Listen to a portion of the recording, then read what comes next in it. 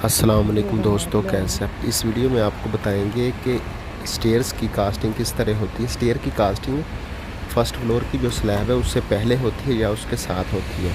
ये देखिए, ये फर्स्ट जो लैंडिंग है उस तक इसकी जो कास्टिंग है हो चुकी है, लेकिन अब जो फर्स्ट फ्लोर का जो इसका जो सेकंड प्रोसेस है वो ये है कि इसकी जो कास्टिंग होगी ये स्लैब के साथ होगी। ये देखें, ये बीम आ रही है, ये साइड पे बीम है और इस जगह पे जो सारी स्केप होल्डिंग है वो फर्स्ट फ्लोर की जो स्लैब है उसके लिए की हुई है। और इसमें आपको बताते चलें कि जो स्टेयर्स की जो बार्स आती हैं वो जो स्लैब की बार आ रही होंगी वो कंटिन्यूस बार आ रही हैं। ये देखें, ये स्लैब की बार है, ये इसमें से कंटिन्यूस बार जो है वो नीचे जा रही हैं ताकि स्टेयर का और स्लैब का आपस में कंटेंट रहे।